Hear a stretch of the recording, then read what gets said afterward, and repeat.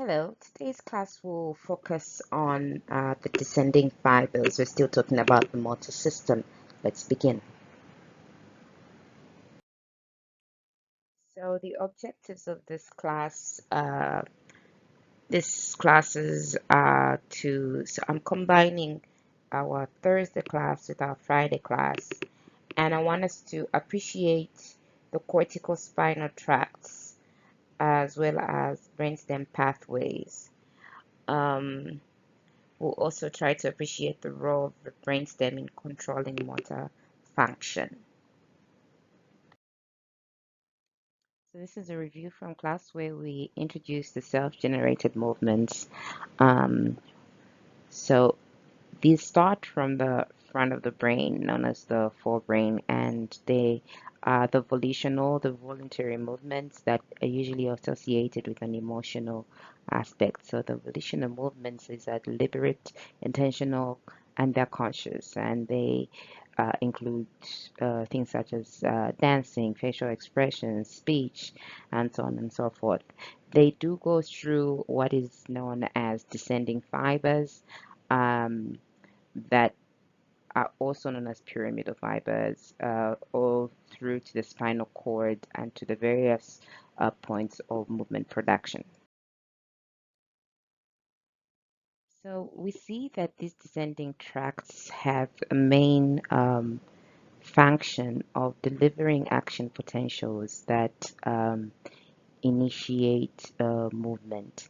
But these action potentials start from the brain and move to the lower parts of the body. And anatomically, we see that these descending tracts can be divided into what are known as corticospinal tracts, meaning they're moving from the cortex through the spine, and what are known as subcortical tracts, which we'll look at very soon as well.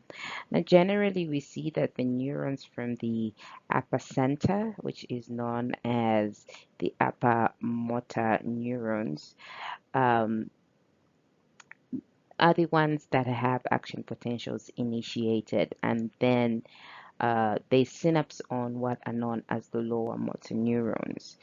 So the lower motor neurons then will synapse on the muscles.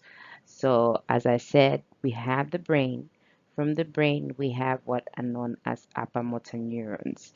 These synapse on the second type of neurons that are known as lower motor neurons. And these are the ones that affect muscle.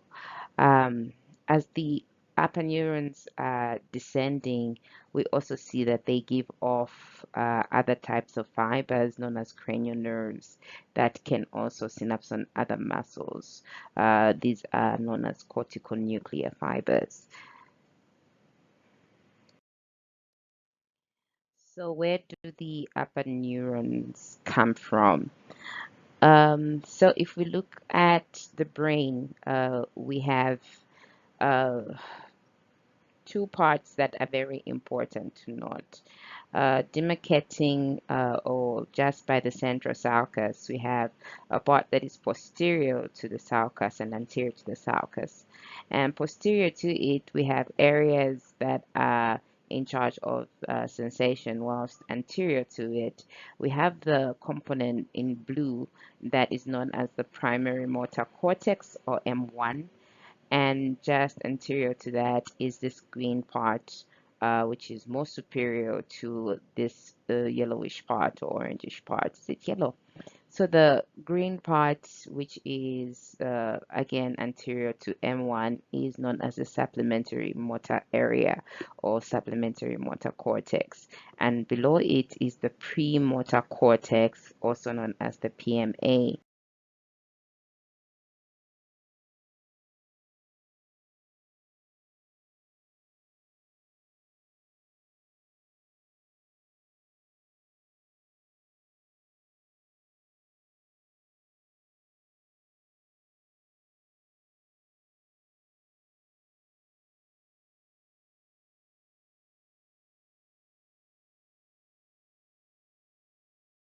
Let's begin with the M1 area, which is the primary motor cortex. So this is where you find most of the descending fibers leaving the upper part of the CNS. But you see that it is mainly for control of voluntary movement, and it is at the back of the frontal lobe. So it receives input from the premotor cortex, and also it's also influenced by the sensory area. Uh, we can see on the right side that various parts of the body are represented in a particular way, so somatotopic. Just above here, we see that the hip area sensations through to the trunk and the arms, descending all the way to the larynx as shown. This is also very similar to what we saw in the homunculus for sensation, where area also differs depending on sensations. In this case, we see that the area differs in proportion to the size of the skill with which the part is used. So you see that for fine voluntary movements, such as those found in the fingers, we see a lot of area that is covered in the brain for that area, whilst for other components, such as the wrist, we see that it is very small or reduced in terms of area representation. Another thing to note is that when we talk about the face, it is represented bilaterally, whilst the cortical motor area is actually influencing musculature on the opposite side. So as it descends, you will note that at one point it will actually cross over to go and influence muscles that are on the other side. So if it's on the right side of the brain, it controls the left, and the left side of the brain controls the right, and so on and so forth. Premotor area, synapses on the M1, the spinal cord, brainstem as well. And the generation of movement that happens in this area is mainly due to reception of input from other components of the body. But we also see that it is divided into two specific parts. We've got the lateral area that deals with what are known as environmental cues or external cues.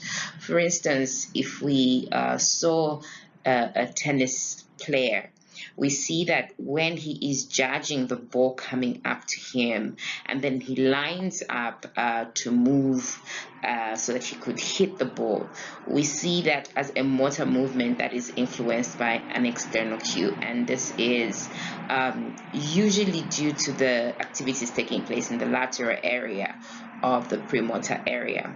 Now, the medial component responds to more internal cues, and these are more about motor movements that are due to memory. So in the same example of a tennis player, what you see is before the match, you can see him rehearsing, and he will move because of how he remembers something happening, or a change in direction in a normal movement because you remember to turn it in a certain way. So that's more of activities that are happening in the medial area. We also see that this area is also somatotopic and also receives some input from the sensory regions of the parietal cortex. The supplementary motor cortex, the first word that should come to your word is sequences. So it's about internal generation of movements, and mostly these are about sequences and coordination of the two sides of the body. So it sends action potentials to the primary motor cortex. It also contains a map of the body, but it is less precise compared to M1. So it is very much involved in voluntary movement when the movement being performed are complex and involve planning. So what we can see here is a summary of what affects what in the motor area. So we also see that um, the premotor cortex is going to send action potentials to M1 as it also receives from the supplementary motor cortex, and so on and so forth. In appreciating all this is what I call the command center. So the prefrontal cortex is usually the initiator of thoughts, and action potentials due to these thoughts are initiated and they are sent to various components of the motor movement to initiate movement, of the motor areas to initiate movement. So you see that for execution to take place is very dependent on not only uh, these three components of the brain that we've talked about, but also the involvement of the basal ganglia as well as the cerebellum. So the basal ganglia receives a sort of pattern or information of what the thought is. And before action potentials can be sent down from the cerebral cortex to the muscles that need to be affected, the basal ganglia will sort of stop the unwanted movements and ensure that the wanted movements go on. It also has this oiling effect to the whole process of movement. Then we also have the cerebellum, which has a sense of where the body is in space and time proprioception. And with this information, you see that the final outputs can actually be fine-tuned so that you know exactly how to move, what amount of tension to put in the movement. And then you have the final output descending to the lower motor neurons to affect the specific muscles that need to be affected or affected. In introducing the types of fibers that we have, we talked about those that start from the cortex and go through the spine, known as corticospinal tracts. The initiation of these tracts anatomically is we have 31% of these fibers starting from M1, while another 29% starts from the premotor area or the supplementary motor area. Another 40% will start from the sensory cortex, so this will make up the 100%. Something very interesting is the initiation of the anatomical differences of where these descending fibers initiate. We see that those that come from mostly M1, I should say, but we'll look at exactly where they're coming from. They start from cells known as the bed cells. They're very large cells that are heavily myelinated, and as they move down, you see that they have a direct stimulation of the lower motor neurons rather than what we are seeing on the left side here, where there is actually a presence of the interneuron, which then crosses over to synapse on the lower motor neuron. In these ones that are starting with the bed cells, they will go down, go through the internal capsule, through the pyramids, hence they're known as pyramidals. They will then decussate, so we have the main decussation here, and then they will go down as lateral corticospinals, and about 80% of the descending fibers actually move this way. Then they would directly stimulate uh, the lower motor neurons. Uh, so it's imperative to know that they actually have two anatomical points of initiation. Okay, so let us see how these pyramidal tracts move. So these cortical spinal tracts will start from the motor area. They will move through the internal capsule where they converge.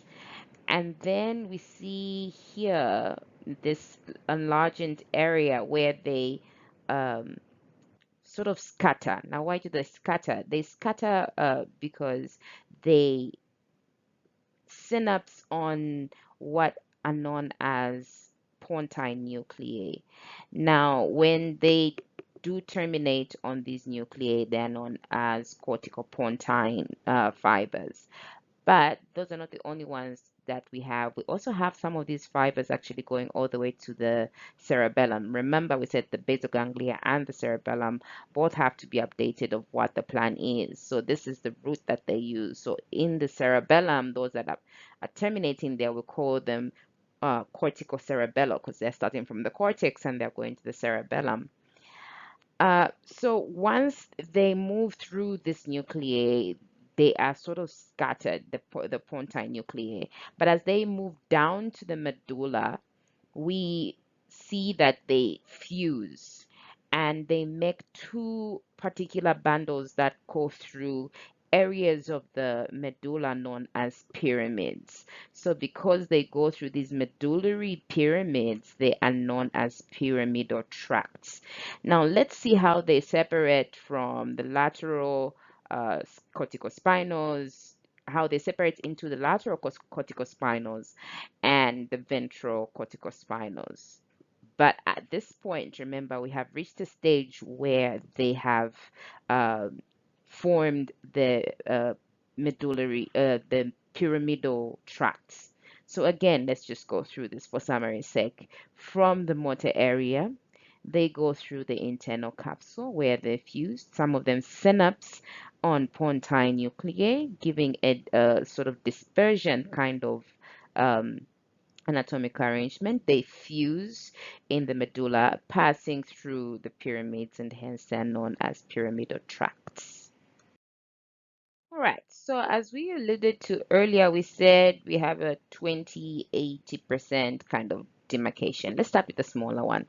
So 20% of these fibers will go straight down without crossing, okay? On this diagram, they're the ones that are in yellow on the left.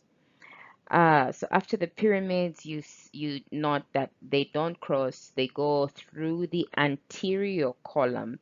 Hence, they are known as the anterior or the ventral corticospinal tracts. Why? Because they're coming from the cortex and they're passing through the spine. So these synapses on the interneurons, if you look down here, you'll see that there's an interneuron over there. The interneuron is the one that would then move to the other side. It crosses and then connects or synapses to the lower motor neurons. And these are the ones that sort of connect to or synapse on muscle. Uh, the second one is known as the decassetting set. So these ones are about 80% of the total descending fibers. So what happens is after they come out of the pyramids, they actually decassette. There's a major crossing that happens. In this case, we're going to the right side. So they descend on the lateral column. So they are therefore known as the lateral corticospinal tracts. And they are the 80% of the total fibers that we see in the corticospinals. So as they go down, you see that the fibers will connect directly onto the lower motor neurons. And from our description, then you can see that, oh, these are the ones that are actually originating from the bed cells. So something that you should know about these descending fibers is the fact that the lateral corticospinal tracts are more associated with distal limbs. So you're talking about the arm movements, and these are pretty precise. And when you look at the spinal cord, you see that there are two types of motor neurons that we see. There's what we call the alpha, which is in red on the diagram on my right, and you also have the gamma, which is in purple. So the red takes action potentials to the muscle for the purpose of lengthening or shortening of the muscle. They are the ones in charge of the whole contraction, and they innervate the extrafusal muscle part. But we also have the intrafusal muscles, which these are all about tautness, so tone within the muscle, ensuring that it is not completely relaxed at any given time, so that once the action potential comes, it is easier for contraction to go on, like we learned in our muscle physiology.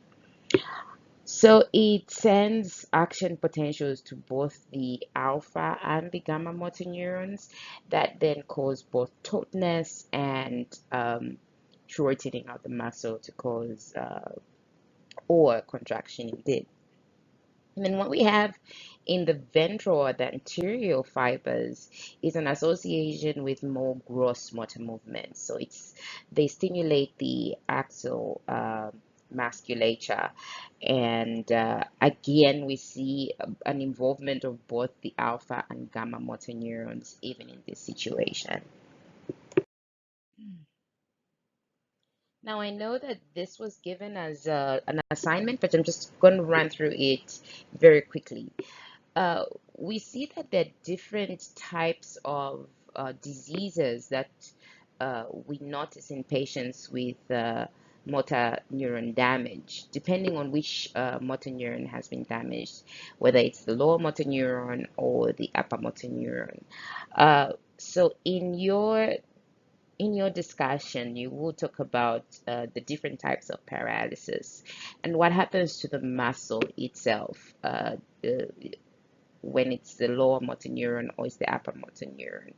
You also want to talk about fasciculations and tonicity. Is there a decrease or an increase in tone? So, and also reflexia. Uh, Though we've given an explanation here, we just want you to delve a little bit more into the physiology of it, and let's see what we can come up with in our various videos. I'm really looking forward to that.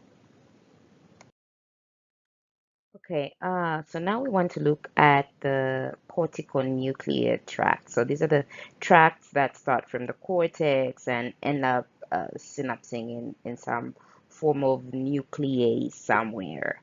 So they do innervate the lower motor neuron of the brain stem, so to speak, and they originate from the motor cortex.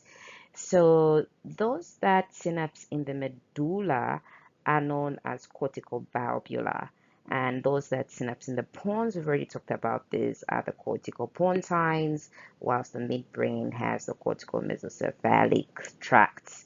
Their major role is really to regulate the descending tracts from these particular areas. So we had these subcortical origin um, fibers that I want to talk about.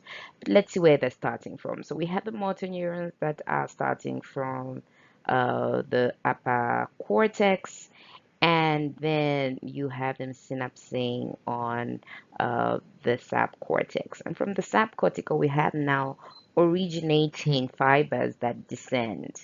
Some of them descend as reticulospinal tracts, meaning they're starting from the reticula, and then we have tectospinals, vestibulospinals, rubrospinals, and olivospinal tract. And we're going to have an appreciation of what each of these do. So these are known as subcortical fibers. And they are really just there to sort of control movement, not really to initiate movement, but they're there to control, adjust certain movements. So we're going to start with the vestibulospinal. So we know that our muscles have got what are known as the extensor muscles, and they innervate these muscles to give this sort of anti-gravity and upright stature. So the vestibular nuclei is pretty complex. It has the right side, the left side, and it is found in the medulla. And they have a collection of nuclei known as lateral, medial, superior, and inferior components. So what happens is that their stimulation is not only from the macula, which is what we're just from learning in linear acceleration, or the cristae ampullaris in the angular acceleration. Uh, we see that the fastigial nucleus in the cerebellum also sends impulses to this complex, mostly about, of course, the position of the body in space, which is proprioception. So we see the lateral and the medial components of the vestibular tracts being sort of the main players in this function. So the lateral component has more fibers, and it controls the limb and trunk extension, while the medial controls the neck musculature. All right, so we also see that these fibers innervate the spinal cord ipsilaterally, and they stimulate, to be very exact, they move through the anterior gray horn, and they stimulate the alpha and the gamma neurons as well. By these, I mean the lateral ones. The medial ones, on the other end, um, are made up of axons that originate in the medial and inferior vestibular nuclei.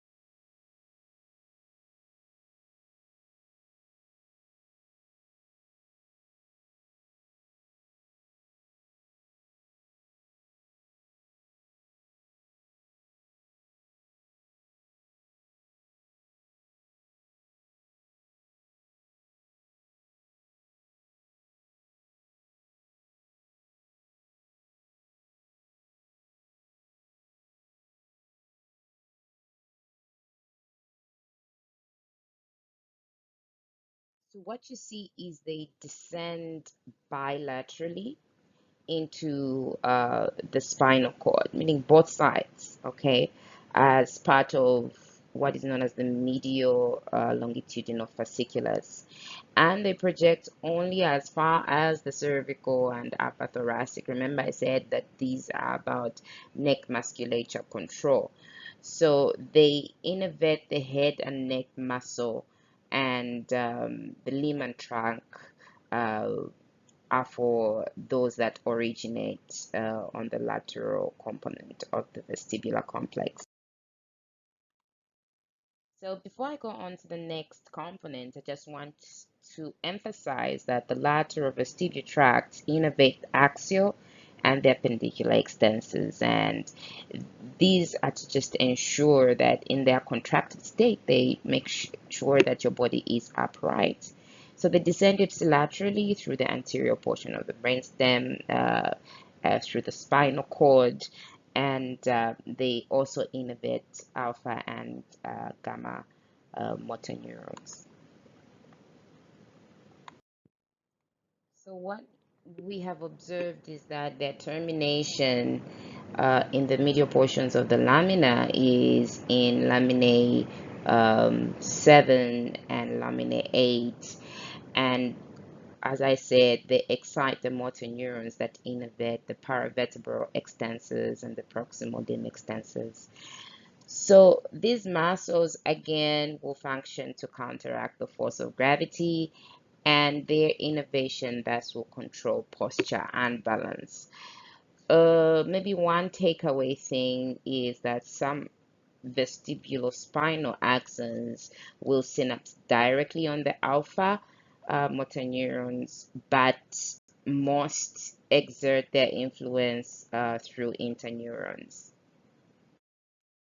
So, of course, you don't want this continuous stimulation of these muscles for posture because we don't want to have excessive contraction of the extensors. You might have extensor hypertonia.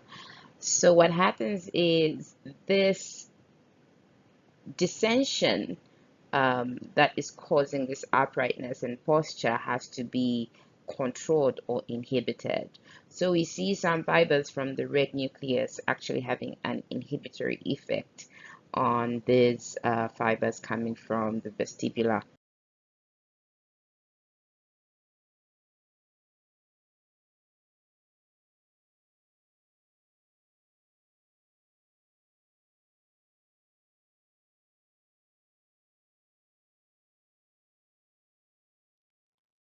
Okay, so we have medullary and pontoreticulospinals. I'm going to start with the pontoreticulospinal. Um, so these are coming from a place known as the reticular formation. And I started with them because we want to have a continuation of what they affect. So we're really still talking about extensor muscles.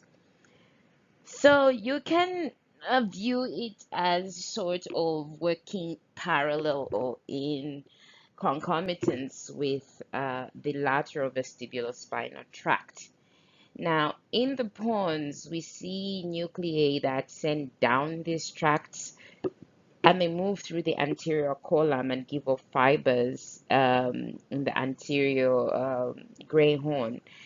So from there, we have both the alpha and the gamma motor neurons being affected or being synapsed on or being activated. And then these are the ones that go and innervate the extensor muscles. This system is constantly getting information from ascending tracts and may also affect these ascending tracts. So now we can move on to the flexor muscles. Uh, let's talk about the rubrospinal tract. So this starts off in the midbrain from a nucleus known as the red nucleus, and they activate flexor muscles. So they may supply the upper limb flexors and lower limb are also kept in check by these fibers. So we see that these nuclei are stimulated by the motor areas by fibers known as cortical rubral fibers. So the upper motor neurons are known as cortical rubral, so they synapse on the red nucleus and they're there to control this red nucleus. But what does the red nucleus do? It gives off fibers that innervate the flexor muscles or activate the flexor muscles. Um, so there are few things that I want to point out. Within the cerebellum, there's what is known as the globus and then belliform uh, nuclei. So these also appear to stimulate this nucleus for the purposes of proprioception. Uh, yeah. So they fibers move down in the midbrain, and then we see that they cross. And once they cross up here, so if you look at the diagram, immediately they move out of the red nucleus. They cross. We call this the ventral tegmental decussation, and that is when they go down. Okay, so they're sort of an assist to the main corticospinal tract. Okay, and specifically, we're talking about the lateral column, which gives off fibers to the anterior gray horn.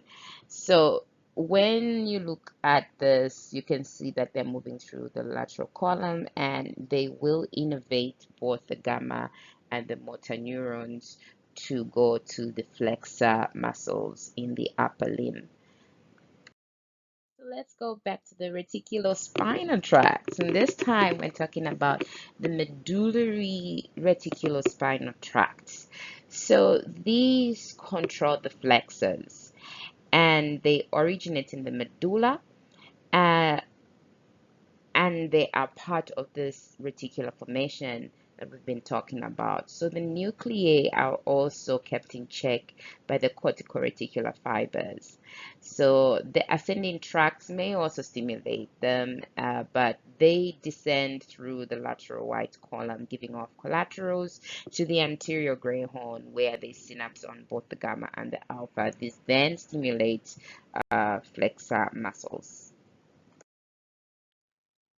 So as a summary, this cross-section view is showing us where the tracts move. So we have the vestibular spinal on the anterior side, and then another one that moves on the anterior side is the pontine reticulospinal tract. Then on the lateral end, um, yeah, still on the anterior side, we have the medullary reticulospinal tract. Then we can go to the lateral end where we have the rubrospinal tract. And then from the major tracts that we had talked about, we have the pyramidals, which include the lateral corticospinal tract. And then when we go to the anterior, we have the anterior corticospinal tract. What we haven't done is the descending autonomic fibers. We will learn about those later. And then another tract worth mentioning is the tectospinal tract, which also moves in the anterior column.